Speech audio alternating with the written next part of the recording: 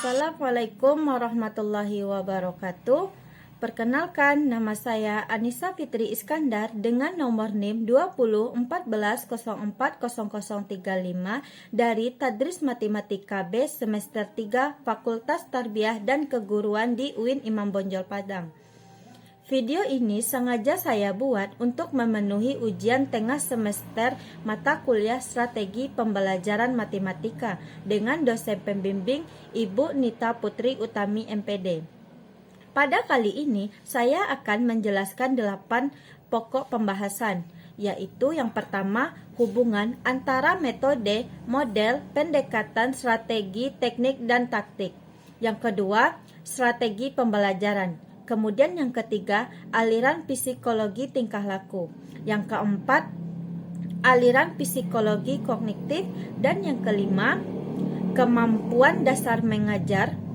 Dan yang keenam, pendekatan konstruktivisme.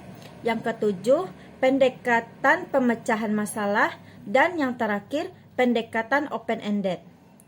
Baiklah, kita akan mereview materinya satu persatu. Baiklah, kita bahas dulu pada pokok yang pertama, yaitu hubungan antara metode, model, pendekatan, strategi, teknik, dan taktik. Kita akan mengetahui dulu pengertian di antara keenam ini. Yang pertama, pengertian dari model. Model adalah suatu perencanaan atau pola yang digunakan sebagai pedoman dalam perencanaan pembelajaran. Yang ketiga, strategi. Strategi adalah suatu kegiatan pembelajaran yang harus dikerjakan guru dan siswa agar tujuan pembelajaran dapat dicapai.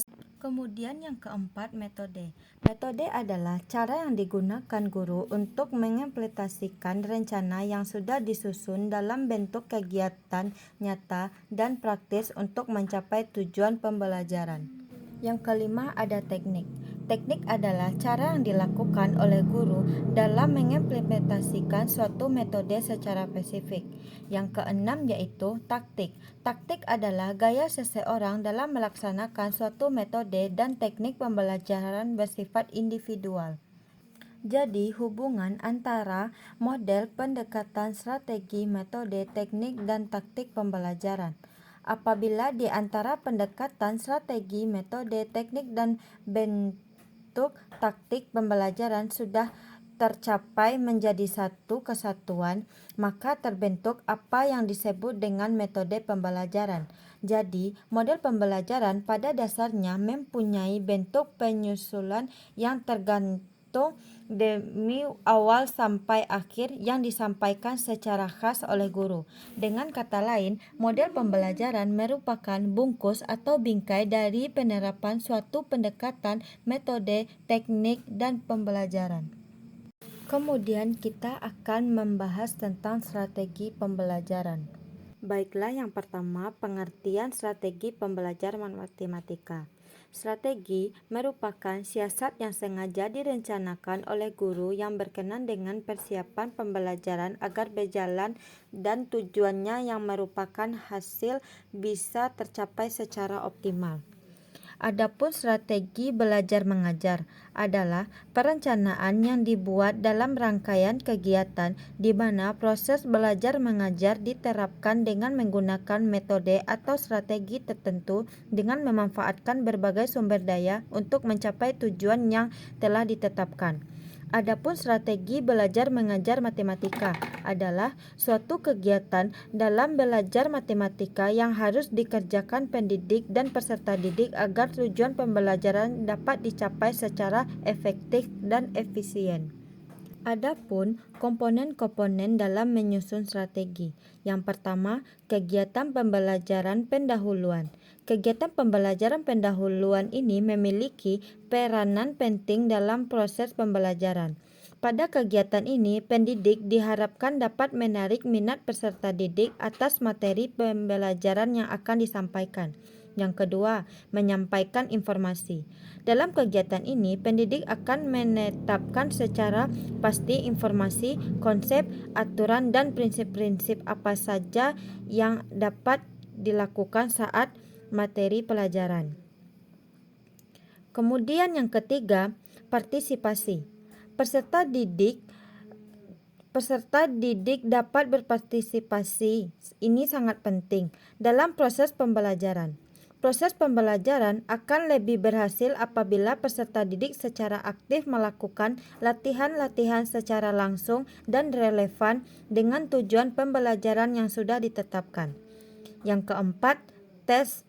Ada dua jenis tes atau penilaian yang biasa dilakukan oleh kebanyakan pendidik, yaitu preset dan post-test. Secara umum, tes digunakan oleh pendidik untuk mengetahui apakah tujuan pembelajaran khusus telah tercapai atau belum, dan apakah pengetahuan, keterampilan, dan sikap telah benar-benar dimiliki peserta didik atau belum. Yang kelima, kegiatan lanjutan. Kegiatan lanjutan atau follow-up secara prinsip ada hubungan dengan hasil tes yang telah dilakukan, karena kegiatan lanjutan esensinya adalah untuk mengoptimalkan hasil belajar peserta didik.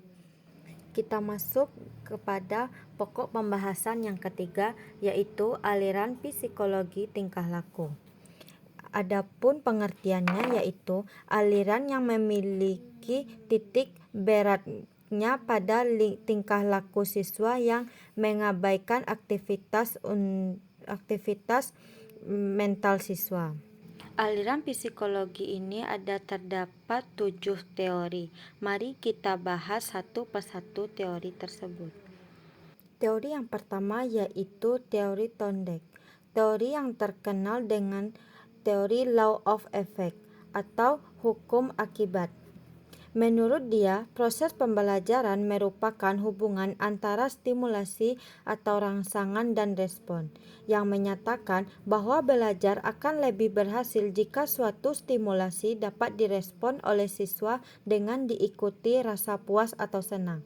Maksudnya, di mana jika seseorang siswa telah melaksanakan tugasnya dengan baik, kemudian guru memberikan suatu pujian yang sewajarnya sehingga suatu siswa itu senang atau puas apa yang dilakukannya, sehingga pada pembelajaran selain itu dia lebih bersemangat lagi dalam mengerjakan tugas-tugas tersebut.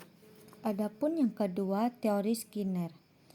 Skinner menyatakan bahwa ganjaran atau penguatan mempunyai peranan yang amat penting dalam proses pembelajaran.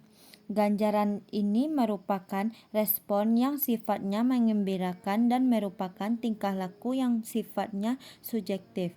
Sedangkan penguatan merupakan suatu yang mengakibatkan meningkatnya kemungkinan suatu respon dan lebih mengarah kepada hal-hal yang bersifat dapat diamati dan diukur.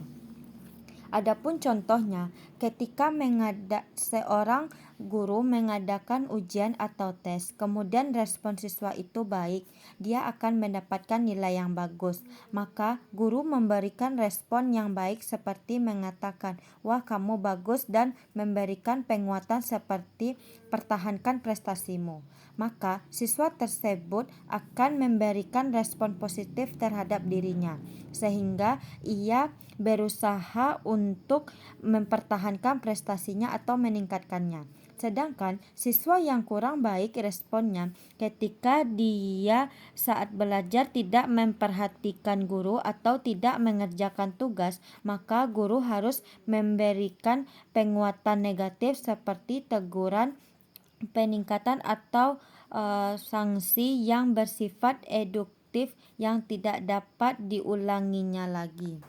Kemudian yang ketiga, teori Ausubel. Dalam teorinya, Ausubel menyatakan bahwa pentingnya belajar bermakna dan pengulangan sebelum belajar. Belajar bermakna maksudnya yaitu siswa dituntut untuk memahami konsep-konsep dalam pembelajaran tersebut dan guru tinggal mengarahkannya. Kemudian pentingnya pengulangan pembelajaran yaitu sebelum pembelajaran dimulai, maka siswa mengulang pelajaran yang terdahulu agar ketika masuk materi baru dapat menyambung pada materi sebelumnya. itu teori Ausubel. Bagi kita seorang pendidik, maka hal ini harus kita tanamkan. Karena pada saat ini kita kan memakai kurikulum K13 yang mengutamakan pada pembelajaran bermakna, bukan dengan kita mengasih atau menyuruh mereka untuk menghafal-hafal rumus saja. Yang keempat yaitu teori Gangre. Menurut Gangre, dalam pembelajaran matematika ada dua objek yang dapat diperoleh siswa, yaitu objek langsung dan objek tak langsung.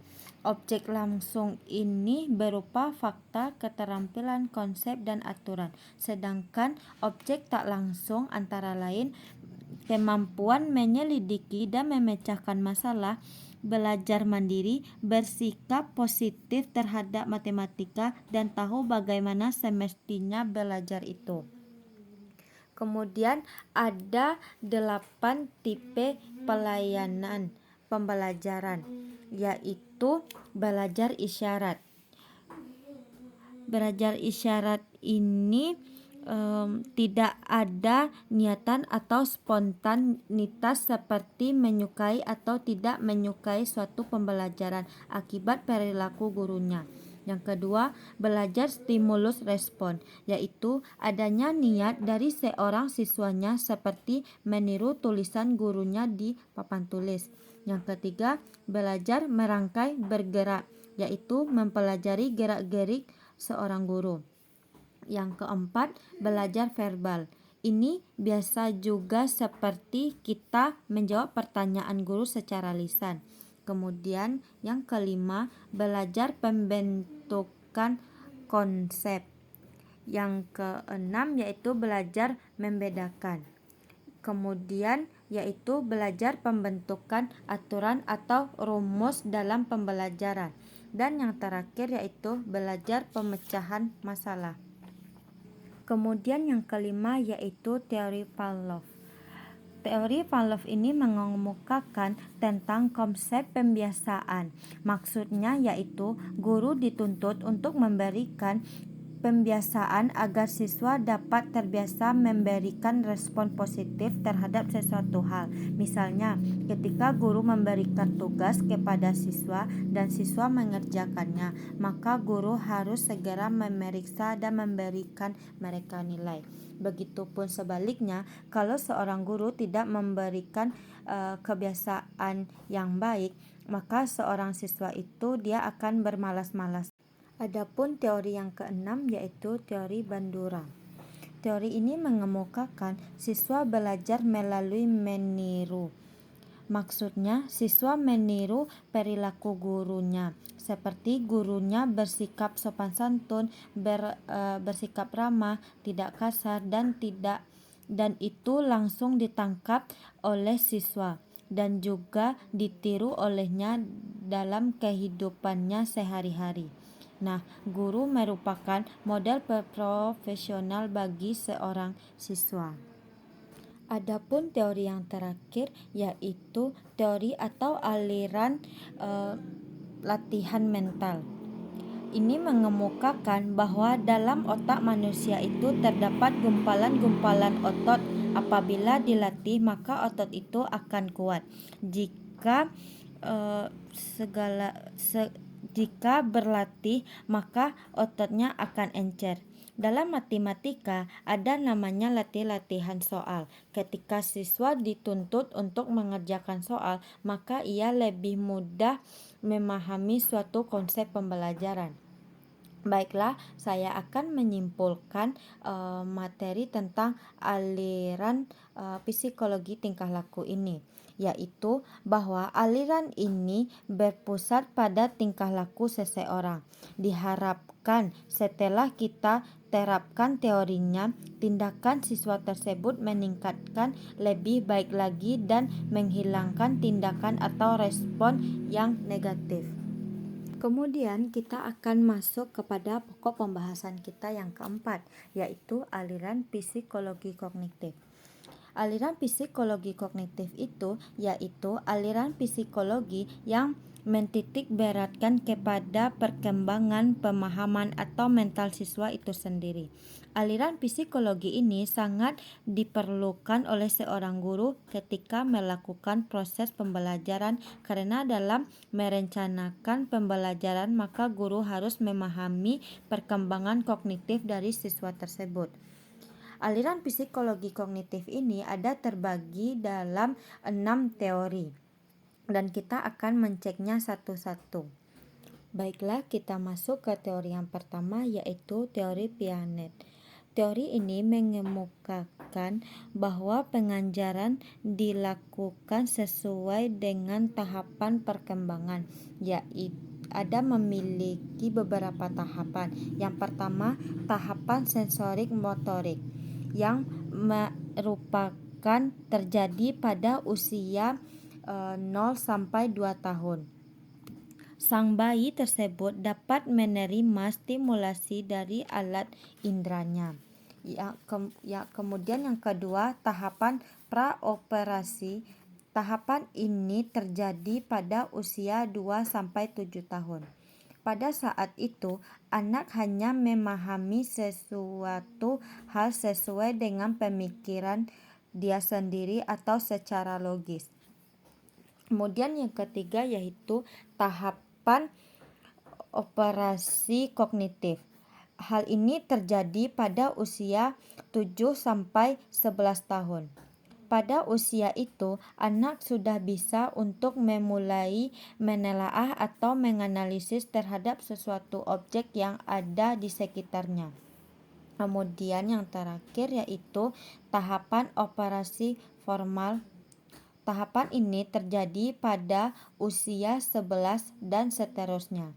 Pada saat itu, anak sudah mampu menalar yang bersifat abstrak seperti pemahaman simbol-simbol, penguatan ide-ide. Kemudian yang kedua yaitu teori Burnett. Teori ini mengungkapkan bahwa proses pembelajaran harus mengutamakan pengertian konsep dan pokok-pokok bahasan dan memperhatikan tahapan-tahapan proses pembelajaran. Adapun tahapannya yaitu yang pertama, tahapan enaktif. Siswa dapat manipulasi atau menyontek objek secara langsung. Contohnya, dalam pembelajaran operasi penjumlahan, siswa diberikan 5 pena, di mana penjumlahannya yaitu 2 pena ditambah 3 pena menjadi 5 pena. Yang kedua yaitu tahapan ikonik, merupakan gambaran objek-objek yang diimitasikan. Contohnya, pada saat penjumlahan tadi, pena itu digambarkan di buku atau di papan tulis. Misalnya, 2 ditambah 3 pena menjadi 5 pena.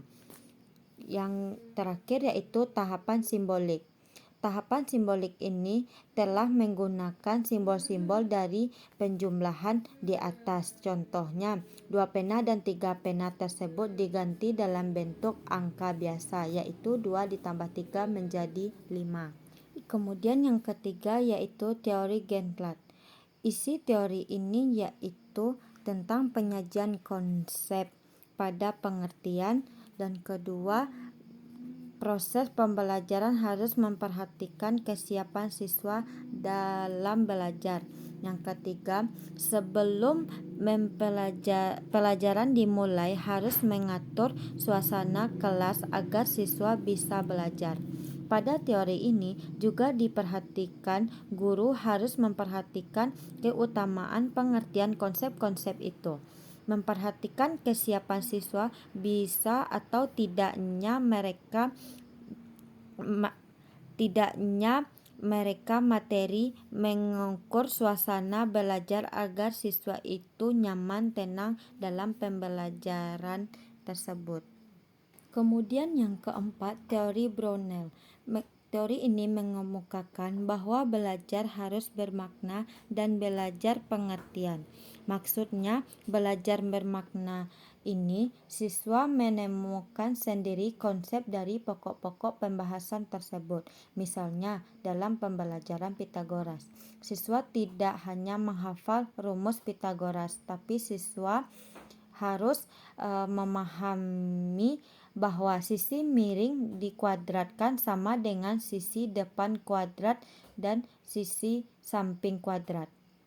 Perlu dipahami bahwa guru dalam mengemukakan suatu materi harus belajar bermakna atau membangun konsep-konsep bersama siswa.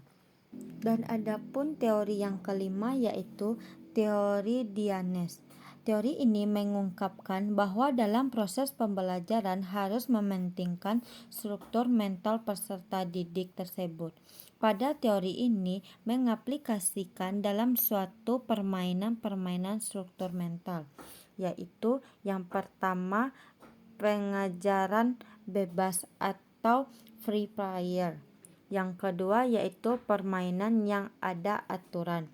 Yang ketiga yaitu permainan kesamaan sifat. Yang keempat yaitu permainan representasi. Contohnya ketika dalam permainan berjigs maupun permainan bebas, siswa mengetahui kapan aturannya. Kemudian yang kelima permainan dengan simbolisasi. Yang keenam yaitu permainan dengan formulisasi. Contohnya, ketika menyelesaikan suatu teorema, maka dibutuhkan rumus-rumus atau aturan-aturan yang harus dipenuhi dalam suatu pembuktian teorema tersebut. Ini bisa dipakai bagi seorang guru, bahwa dalam pembelajaran itu hanya formalitas saja dan juga permainan-permainan agar siswa bisa lebih nyaman, tenang, dan santai dalam proses pembelajaran. Dan yang terakhir teori Van Hal merupakan guru geometri. Jadi dalam teorinya mengemukakan bahwa bagaimana cara memahami geometri itu dengan memiliki 5 tahapan. Yang pertama, tahapan pengenalan.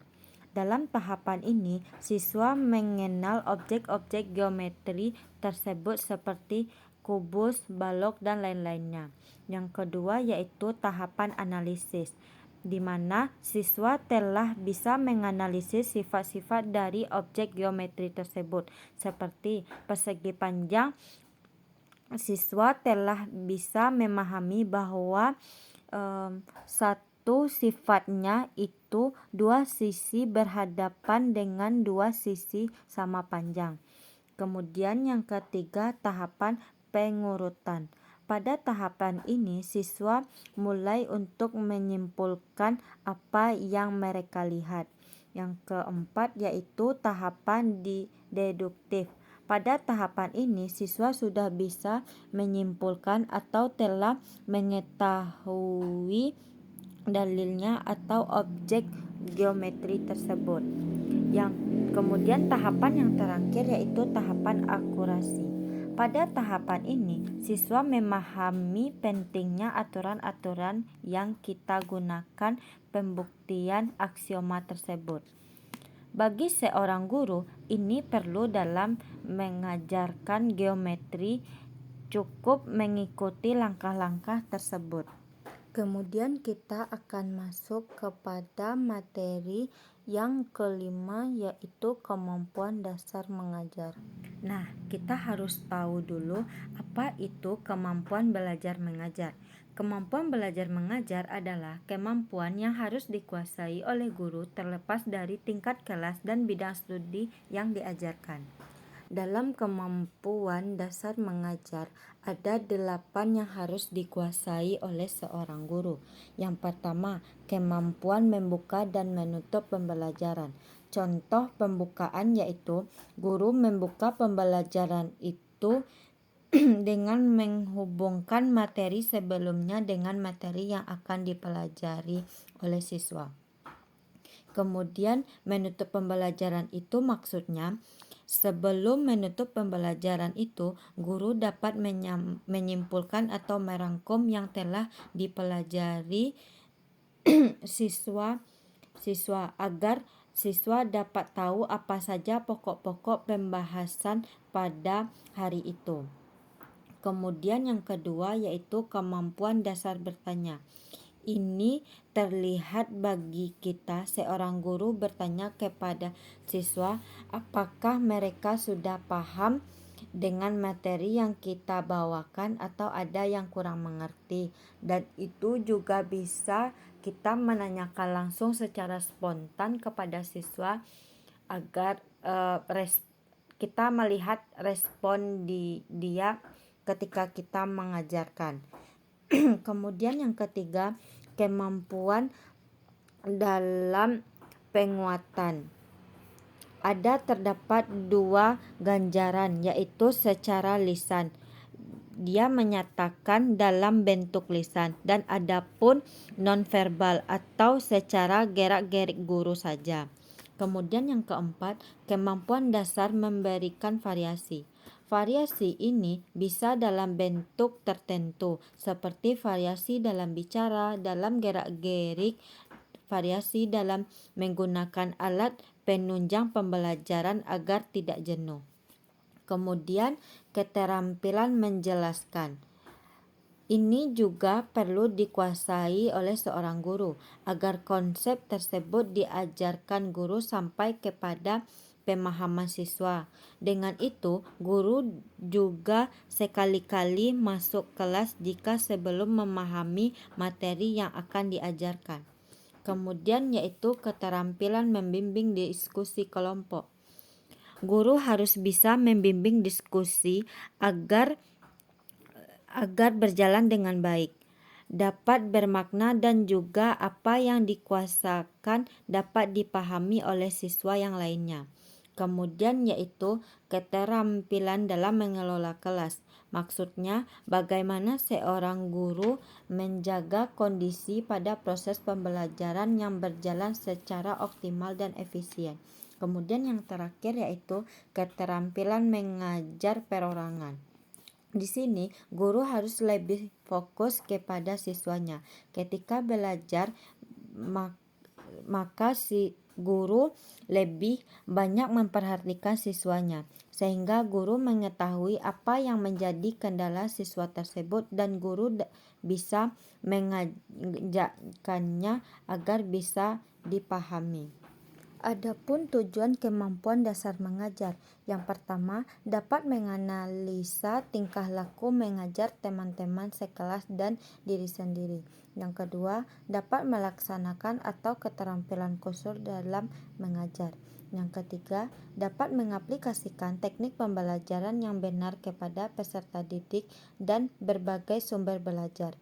Yang keempat, menciptakan suasana belajar yang aktif, kreatif, inovatif, dan menyenangkan. Kemudian yang kelima, memiliki sifat profesional atau layaknya seorang guru. Kemudian kita akan masuk kepada topik yang keenam, yaitu pendekatan konstruktivisme. Pendekatan konstruktivisme ini yaitu merupakan proses pembelajaran yang menerapkan bahwa pengetahuan itu dapat disusun dan dibangun dalam pemikiran siswa. Menurut para ahli konstruktivisme menyatakan bahwa ketika siswa mencoba menyelesaikan tugas di kelas, maka pengetahuan matematikanya dikonstruksi secara aktif.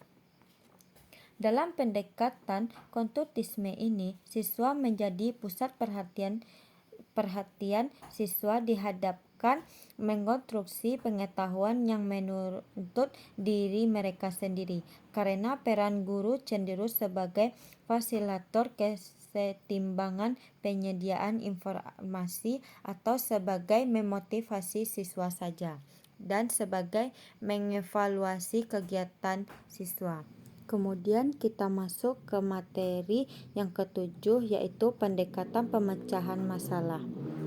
Pemecahan masalah merupakan kompleks Siswa dituntut untuk mengkoordinasikan pengalaman, pengetahuan, pemahaman, dan intuisi dalam rangka memenuhi tuntutan dari suatu kondisi.